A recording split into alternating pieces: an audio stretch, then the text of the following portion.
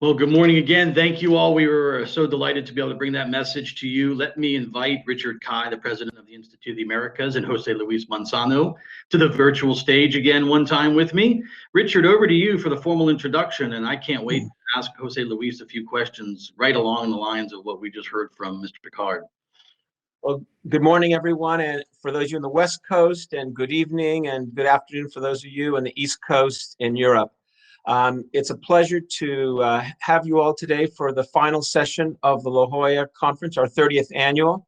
I thought Bertrand Picard's remarks this morning were very inspiring and gave us a sense of our discussion today about the future and about how we can be looking at environmental protection, but also looking at profitability in the context of the energy agenda. So before we begin, I would like to first thank our energy and sustainability team here at the Institute, Jeremy Martin and his leadership. He's our vice president for the program. I want to thank Diana Rodriguez, who's been instrumental in putting this program together, Cecilia Aguillon, Rita Oliveira, and Carlos Fernandez, our webmaster, who's been integral in this whole effort. So thank you all. I also want to thank our sponsors for the conference, our steering committee members, and also our non-resident fellows, all that have been instrumental in bringing this La Jolla conference together and making it a success. And we're looking forward to hopefully having all of you with us in person in La Jolla next year. That's our plan, and that's our hope. With this, we end the day with the cherry on top, focusing on finance and investment. We'll discuss how to bridge the finance gap, how ESG is driving capital and investment, and what is needed to ensure and support low-carbon solutions across the region, from the private sector, the multilateral development banks, government export credit, as well as finance agencies. At this time, I'm pleased to introduce our opening speaker, Jose Luis Manzano. Jose Luis is chairman of Integra Capital, an investment firm focused on generating profitable, equitable, and inclusive sustainable economic activity and producing value to all stakeholders involved in a transaction, and been very active in Latin America. Jose Luis is also a member of the board of directors of the Institute of the Americas, and we thank him and his team for their support and participation in our program, including sponsorship of our La Jolla conference, as well as his active membership on our Energy Steering Committee. We look forward to Jose Luis's insights as part of our opening session today, focused on low carbon goals and bridging the finance gap. With that, I'd like to pass it over to Jeremy so he can formally start the program. Thank you. Thank you, Richard, and indeed, thank you, Jose Luis and your team, Javier Alvarez, Mechi, and Cecilia. They've been great. So let's get right to it. We keep hearing the refrain, more energy, less carbon. What does that mean to you and your investors and your stakeholders? Well, first, thank you for having me, and congratulations for the Institute team for the conference. What it means? Well, it means several things. Basically, if you pay real attention to the content of more energy, less carbon, it's a call of alarm on the climate crisis and a call of alarm on corporations, how corporations act, what do we have in our business plan, how we do it, because you see an evolution. We've been in the sector since 2008, and we've been into the discussion of climate change since 2006 or 2008. And we learn through errors, we learn through seeing trends. So basically, is that you have to look at your portfolio, you have to reduce your fossil activity.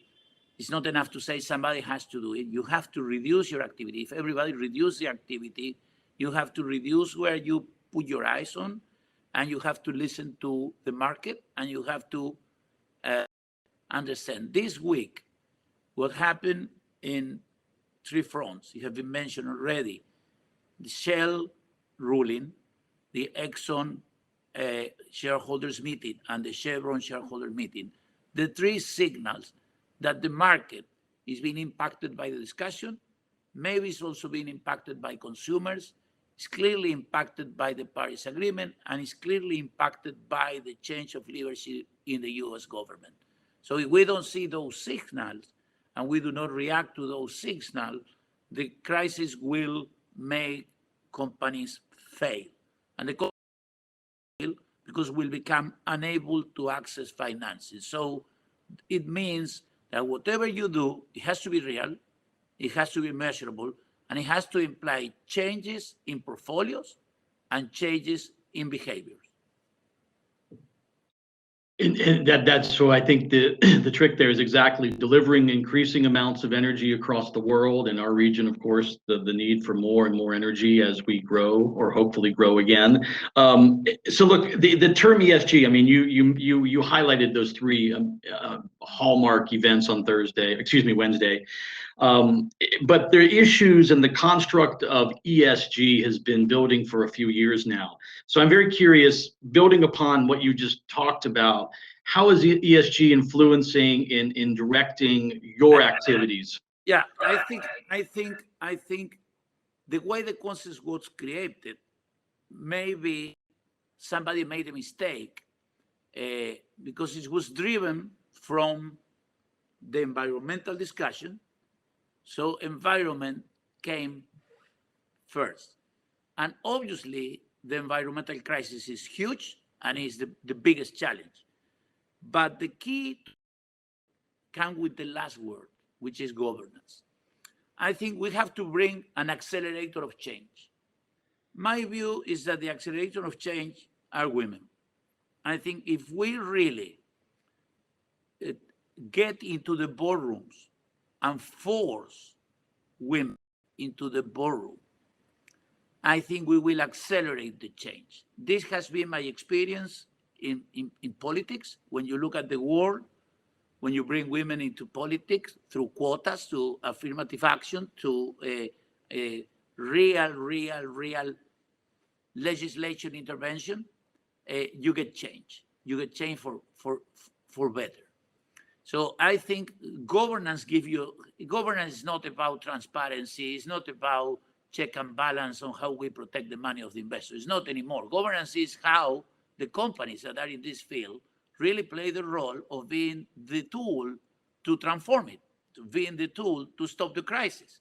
It will not be government. Government can create the set of rules, but the players are the companies. So how the companies change faster from the top is from the top. You say the shareholders are the top. We saw this week. We just saw this week. The shareholders are at the top because securities law are being constructed in a way in which active shareholder has a say. So we have to bring with my first thing I think in governance. Okay, we follow all the rules and we bring a lot of women. And on top of that, I would say young women or women committed to energy transition. With that, you will force the discussion. Because, you know, we sit in a board and we are 10 guys that we've been doing oil and gas the last 30 years.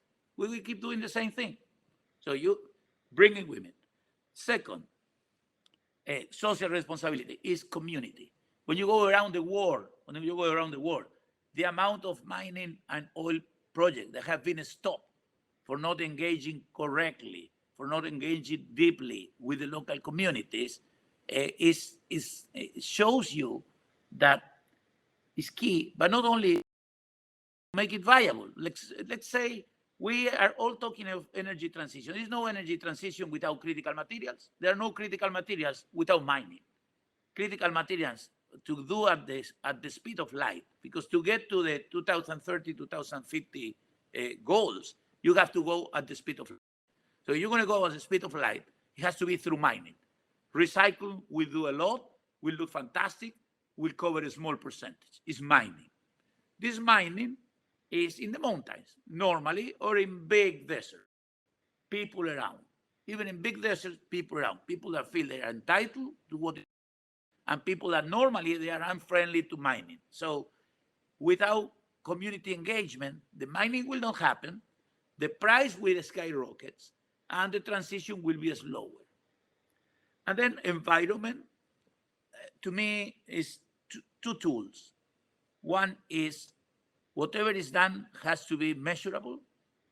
Second tool, we will need a carbon tax because we act on this. Okay, now there are market signal, responsibility. We are aware of the problem. 3 years ago, we are still discussing, or 5 years ago, is there a climate crisis or not? Now, with the change of the US government, is accepted by every meaningful government in the world that there is a climate crisis. Okay, we have the basis for it. But how you make it happen through taxes? We will need a carbon, we need incentive, we need subsidies, all those things, but it should be a tax and it should be measurable what the companies do. It's not just responsibility and self-commitment will not do it. You stole one of my future questions to ask you to assess the debate around carbon pricing. So thank you for answering. This theory of bringing women at very fast, it should be the institute idea, not mine, because I'm just copying. I'm just copying good experiences in every modern democracy. No, absolutely. I think where you don't have many women in government is with authoritarian government. Look around, look the picture.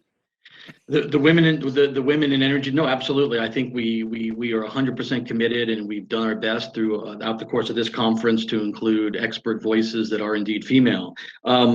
So you jumped on my question. I did want to ask about your thoughts on price and carbon. That's a very clear message you've given. Let's go back a little bit to the oil and gas question, because what I'd like to hear, you gave some very clear signals and discussion around the sort of 3 pillars of ESG. What about technology? I'm very interested in Integra, and so if we need to get to net zero, if we all are committed to get to net zero, what is the technology? What are you optimistic about? If we need to be optimistic, and we want to be optimistic, we have to be technology neutral. And we have an expression in Spanish, which is tragar sapos. We will all have to eat some frogs. What it means? Frogs, huh? But tragarse un sapo is you eat something that you don't like. Okay. Say, nuclear will play a role. It's people that doesn't like nuclear will play a role because carbon is playing a role. So if not, we all talk. We will live in California. We have solar panels and we have Teslas. But then people will keep burning tons and tons of carbon in South Africa and China and Germany, and it doesn't work. So nuclear has to play a role. Second, batteries. Batteries are the buffer. Batteries are the way of dealing efficiencies in daytime delivery of solar and wind and hydrogen, no doubt. Why hydrogen? Because of past experience. Years ago, wind and solar had a problem. It was too expensive. Now they are not expensive anymore.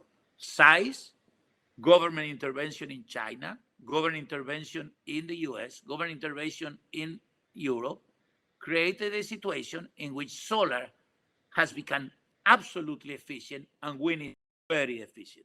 And when in wind, you move to 5 megas, 7 megas wind turbines. And in solar, you go to mega projects. It's up very, very, very efficient.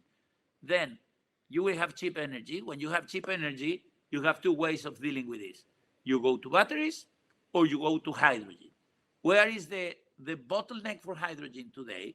It's the cost of the hydrolyzer. A hydrolyzer is not more complex than a solar panel or a wind turbine.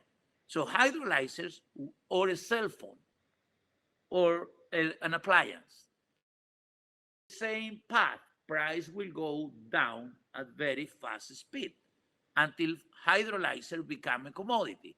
When hydrolyzers become a commodity, hydrogen will not be, green hydrogen will not be any more prohibited.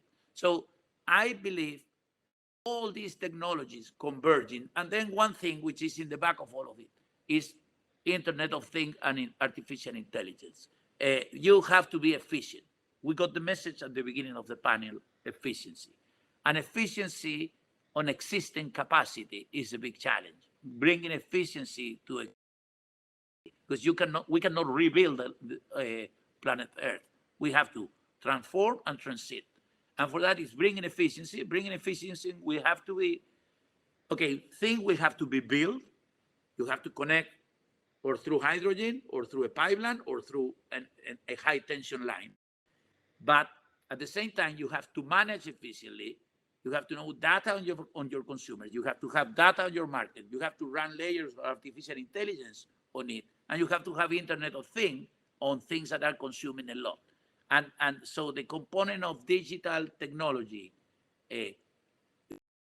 top of the whole thing of the different sources and how you integrate. So the future energy pattern, the future energy general complex, I see is several sources with a fast reducing role for hydrocarbon if we are politically successful, if we get commitment from the big burners, growth of solar, wind, hydrogen, batteries, fully integrated on smart,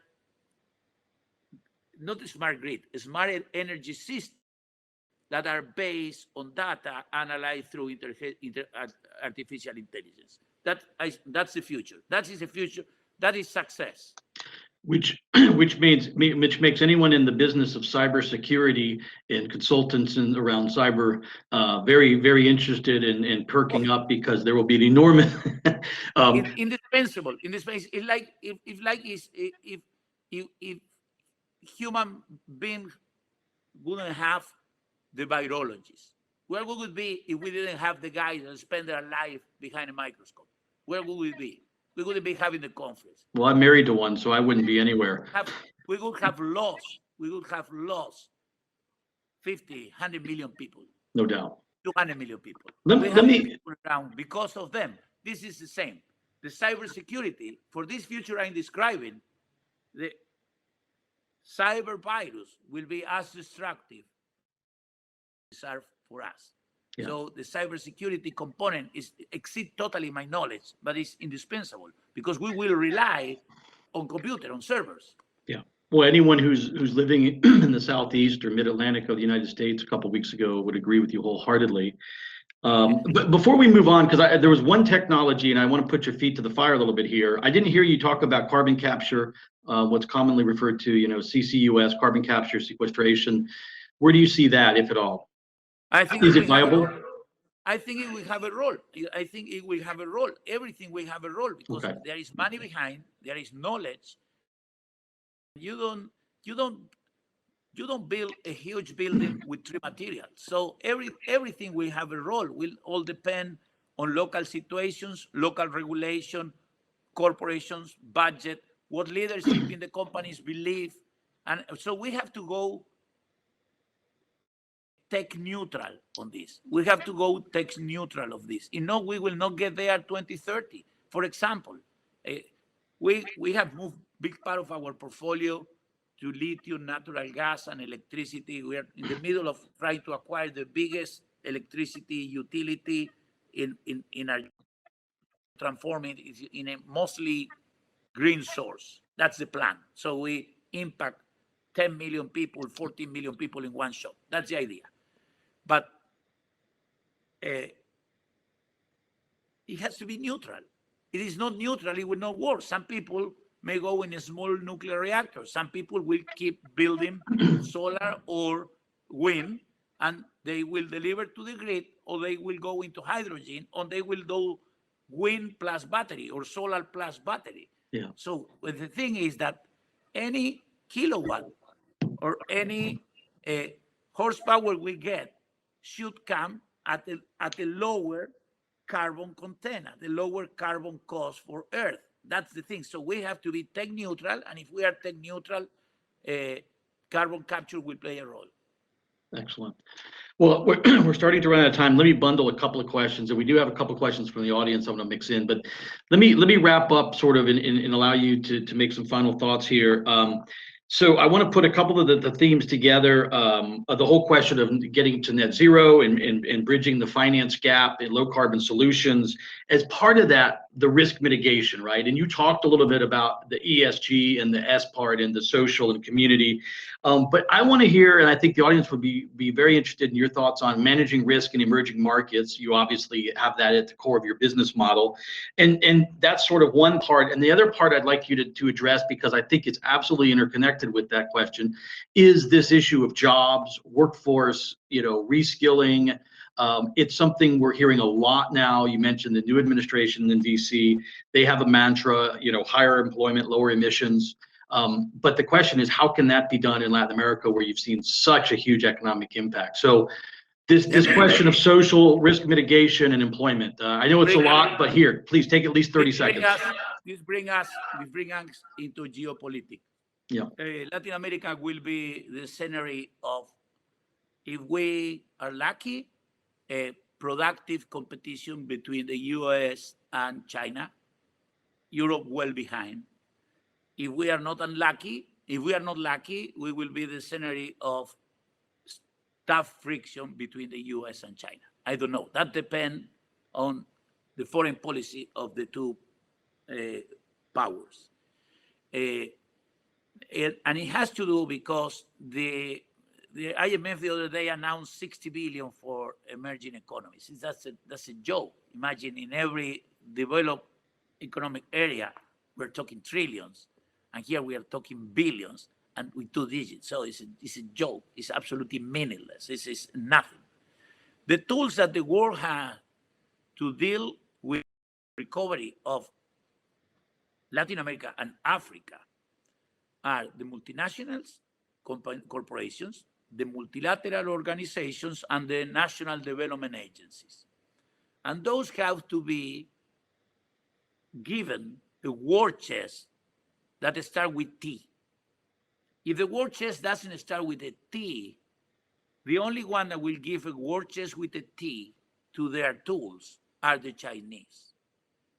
Especially because we don't know how many renminbis the Chinese print.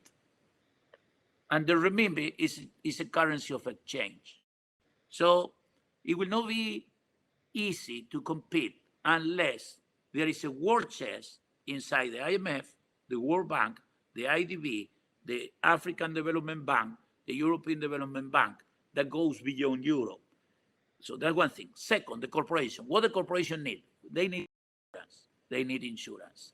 Why corporations lose appetite on risky situations? Because the insurance for investment in Western countries doesn't work as well as Sinosure work. When you are the CEO of a Chinese company and you have a project in Ecuador or in Peru or Argentina, you go to Sinosure, you get the money from Sinosure, costs you 2 points, and basically you take Chinese risk in renminbi. So you play against the government. Then if it works well, the government doesn't pay. And if it works bad, the government pays. The US used MIGA or OPIC, I don't remember which one was the government, which one was the World Bank, but the size is irrelevant. So private company, let's say I want to bring Bechtel to build a huge hydro plant in a country in Latin America, and where we have to invest 2 billion. You're crazy. See the country risk. So who will take the work? The Chinese company, because they go to Sinosure. So the government will have to build insurance for their companies to play an incentive. The incentive is go and play.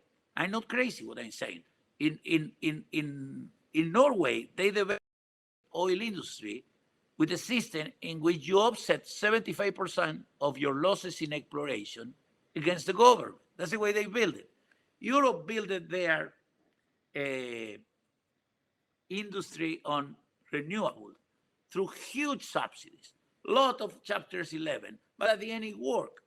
The shale revolution has been built on mountains of chapters 11. I believe it's more than 100 of chapter 11. So this is with money. There's no miracles on earth. So the money will come into the region. If we can create a productive competition, it will be more money available. If we cannot create a productive competition, the only big money around will be Chinese. So how you deal with the risk, I think exactly now, identifying the opportunities and trying to get the US government through their leadership to get their effort to building back better and building back green beyond their border. Because if the virus has to do with climate change, national solutions do not work.